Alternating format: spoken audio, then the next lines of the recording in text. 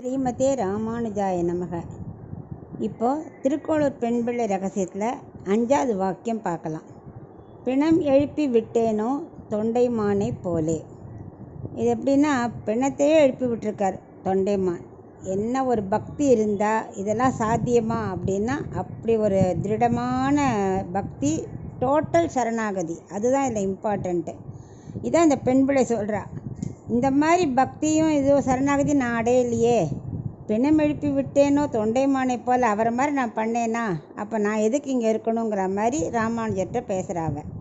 அது என்னங்கிறத இப்போ பார்க்கலாம். தொண்டை மண்டலத்தோட ராஜா தான் தொண்டைமான் சக்கரவர்த்தி. அவர் ரொம்ப தீவிர பக்தர், வெங்கடாஜலபதி பக்தர். அவர் எப்போவுமே தன்னோட அரண்மனையில் ஒரு சுரங்கப்பாதை வச்சு திருப்பதிக்கு போய் பெருமாளை சேவிச்சுட்டு வருவார். அவ்வளவு பக்தர் அவர். ஒரு நாளைக்கு அந்த மன்னர் என்ன பண்ணார், ராஜ்யத்தை பீரியட்லலாம் எந்த மக்களும் எந்த கஷ்டம் இருந்தாலும் டைரெக்டாக போய் ராஜாட்டியே பேசலாம். அந்த அளவுக்கு அவர் அவ்வளோ ஃப்ரீடம் கொடுத்துருந்தார் மக்களுக்கு. அப்போ ஒரு பிராமணர் என்ன பண்ணார், அவரும் ரொம்ப பகவத் பக்தி உள்ளவர் தான். அவர் ஒரு நாள் தன்னோட கடைசி காலத்தில் அவருக்கு காசியில் போய் உயிரை விடணும்னு ஆசை. ஆனால் அப்போல்லாம் இந்த வசதியெல்லாம் இல்லை இல்லையா. ஸோ அவரால் அப்படி போக முடியல. அதனால் அவர் இங்கேயே போகிற நிலமை வந்துடுத்து. அப்போ தன் பிள்ளைகிட்ட சொல்கிறார், என்னோடய அஸ்தியான காசியில் போய் கரைச்சிருப்பா கங்கையில், என்னால் போக முடியல, என்னோடய ஆசையை தீர்த்து வையின்னு சொல்லிட்டு அவர் உயிரை விட்டுறார். அந்த பிள்ளைக்கு பேர் கிருஷ்ணசர்மா. அவருக்கு ஒரு மனைவி, ஒரு பையன். அப்போல்லாம் உறவினர்கள்லாம் அவருக்கு பார்த்துக்கிறதுக்கு யாரும் இல்லை. அவர் என்ன பண்ணார், ராஜாட்ட என்ன பண்ணலாம், இந்த அப்பாவோட கடனை தீர்க்கணுமே, கங்கையில் போய் கரைக்கணுமேன்னு சொல்லிட்டு, பரவாயில்ல நம்ம ராஜாட்ட போய் கேட்டு பார்க்கலாம் அப்படின்னு சொல்லிட்டு ராஜாட்ட வர இது மாதிரி எங்கள் அப்பா எனக்கு ஒரு இது கொடுத்துருக்காரு, கடமை கொடுத்துருக்காரு, அதை நான் கங்கையில் போய் கரைச்சிட்டு வரணும் அந்த அஸ்தியை. நான் திரும்பி வரத்துக்கு ரொம்ப நாள் ஆகும். அப்போல்லாம் போக்குவரத்து வசதியெல்லாம் கிடையாது. போயிட்டு வர 5-6 மாதம் ஆகிடும், நடந்து தான் போகணும். ஸோ நான் போயிட்டு வர வரைக்கும் என்னோடய மனைவியும் குழந்தையும் நீங்கள் பார்த்துக்க முடியுமான்னு கேட்குறாரு. அவர் அது ரொம்ப தாராள மனசாச்சு. அதுக்கு என்ன, இங்கே விட்டுட்டு போங்க, நான் பார்த்துக்கிறேன் அப்படின்னு சொல்லிடுறார். உடனே அந்த பிராமணர் கிளம்பி போய்டுறார். ராஜா என்ன பண்ணார், ஒரு அதிகாரியை கூப்பிட்டு ஒரு ஒரு இடம் ஏற்பாடு பண்ணி அங்கே ஒய்ஃபையும் அந்த குழந்தையும் வைக்க சொல்லிவிட்டு, தினம் நீங்கள் நல்லா கவனிச்சுக்கணும் இவ்வளோ அப்படின்னு சொல்லிட்டு விட்டுவிட்றார். அப்புறம் அவர் ராஜா வச்சா அதையே பார்த்துட்டு இருக்க முடியுமா, அவர் மற்ற கைங்கறிங்கெல்லாம் பண்ண ஆரம்பிச்சிட்டார். 6 மாதம் கழிச்சு அந்த பிராமணர் திரும்ப வரார். வந்த உடனே இவருக்கு முதல்ல யோசிக்கிற, அப்புறம் நினைவு வருது, இந்த பிள்ளையும் ஒய்ஃபையும் கேட்குறான்னு சொல்லிட்டு இன்னும் நான் கூட்டுன்னு வரேன்னு சொல்லிட்டு போகிறார். அதிகாரியோடு அங்கே போனால் வெறும் 2 எலும்பு கூடு தான் இருக்குது.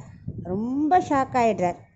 எப்படின்னா அதுக்காக ஒன்றும் அவர் அதிகாரியை கோச்சிக்கலை, நம்ம தப்பு பண்ணிட்டோம், நம்ம ஒழுங்காக கவனிச்சிக்கல அப்படின்னு சொல்லிட்டு போய் நேராக பிராமணர்கிட்ட வர சொல்கிறார், உங்கள் மனைவியும் குழந்தையும் திருப்பதி பெருமாளை சேவிக்க போயிருக்கா, 2 நாளில் வந்துடுவா, நீங்கள் இங்கேயே தங்கிக்கலாம் அப்படின்னு சொல்லி ஒரு இடத்த கொடுத்து அவர் தங்க வச்சுட்டு வந்துடுறார். ஆனால் இவருக்கு ஒரே கவலை. ராத்திரி என்ன பண்ண, அந்த சுரங்கப்பாதை வழியாக திருப்பதிக்கே போய்டுறார். போயிட்டு பகவான்கிட்ட கதறார், இவ்வளோ பெரிய தப்பு நடந்து போச்சு, எனக்கு நீ தான் கதி, என்னை எப்படியானு காப்பாற்று, நான் செஞ்ச தவறுக்கு நீ என்ன தண்டனை வேணால் கொடு, ஆனால் அந்த ஒரு பிராமணனுக்கு நான் கொடுத்த வாக்கை நான் காப்பாற்றியே ஆகணும்னு, எனக்கு நீ அனுகிரகம் பண்ணித்தான் ஆகணும்னு அப்படியே டோட்டல் மனமுருகி சரணாகதி கதறார் பெருமாள்கிட்ட. பெருமாள் என்ன பண்ணார், பிரத்யக்ஷமாக காட்சியே கொடுத்தார். அந்தளவுக்கு தான் இவருக்கு பக்தி, சாதாரண பக்தி இல்லை, அவ்வளவு பக்தி. பகவான் காட்சி எடுத்து, கவலைப்படாத, உன்னோட பக்திக்கு நான் மெச்சினேன், நான் கொடுக்குற தீர்த்தத்தை அந்த எலும்பு கூட்டு மேலே நீ பிரதர்ஷனம் பண்ணு, அவள் 2 பேரும் எழுந்துருவா அப்படிங்கிறார். இவருக்கு அப்பா ரொம்ப ஆச்சரியம். உடனே நேரம் அந்த தீர்த்தத்தை எடுத்துன்னு வரார். இந்த எலும்பு கூட்டு மேலே தெளித்தா அவள் தூங்கி எழுந்தா மாதிரி எழுந்துக்கிறா. இவருக்கு ஆச்சரியமான ஆச்சரியம். என்ன ஒரு திருடமான நம்பிக்கை, விசுவாசம் இருந்தால் அப்படி நடக்கும். பெருமாள்கிட்ட கதறார், ரொம்ப நன்றி நன்றின்னு மடியே கதறிட்டு அவளை கூட்டுன்னு பிராமணர்கிட்ட விடுறார். ஆனால் பிராமணர்கிட்ட உண்மையை சொல்லிடுறார், இது மாதிரி தான் நடந்தது அப்படின்னு. ஆனால் பிராமணரும் அந்த ஒய்ஃப் குழந்தையெல்லாம் ராஜாவை சேவிக்கிறா. ஏன்னா சாதாரணமாக நான் கல்யாணம் பண்ணிட்டேன், அது என் கர்ம வினை, இப்போ பகவான் திருப்பி கொடுத்த ஒரு பிரசாதம் எனக்கு கிடச்சிருக்கு, அது உங்களால் தானே, உங்களோட அந்த பக்தியும் உங்களோட சரணாகதியும் தானே அப்படி அப்படின்னு அவள் சேவிக்கிறா. ஆக்சுவலாக நம்ம என்ன பண்ணணும், 100% இது மாதிரி திருடமான பக்தி வச்சுக்கணும். அவரை ஃபுல்லாக டோட்டல் சரணாகதி அடைஞ்சிடணும். நம்ம அப்படி பண்ணுறதில்ல. ஒரு 40% சரணாகதி அடைஞ்சிட்டு பக்தி 60% எதாவது கிடைக்குமா, பகவான் கொடுப்பாரா அப்படின்னு ஒரு சந்தேகத்தோடையே இருந்துட்டுருக்கோம். அதை விட்டுட்டு கொடுப்பார், கடவுள் நம்மளை காப்பாற்றுவார், கைவிட மாட்டாருங்கிற திடமான நம்பிக்கையை இந்த இதுலேயும் தெரிஞ்சுக்கலாம். இப்போ நம்ம இது 5வது இல்லையா, இந்த திருக்கோளூர் பெண் பிள்ளை ரகசியத்தில் இது எத்தனை விதமான பக்தி பாத்திரம், எல்லாமே பக்தி பாவம்தான். ஒன்று அகம்பாவத்தை விட்ட பக்தி பார்த்தோம், தேகத்தையே விட்ட பக்தியை பார்த்துருக்கோம், ராமநாமம் சீதா பிராட்டி சொல்லி சொல்லி சொல்லி அந்த பக்தியை பார்த்துருக்கோம். இப்போ பாரு, டோட்டல் சரண ஒரு பிணத்தையே எழுப்பி கொண்டுட்டாரே, இந்த அளவுக்கு பக்தி இருக்க முடியுமான்னா நம்ம அந்த மாதிரி பக்தியை வளர்த்துக்கணும்.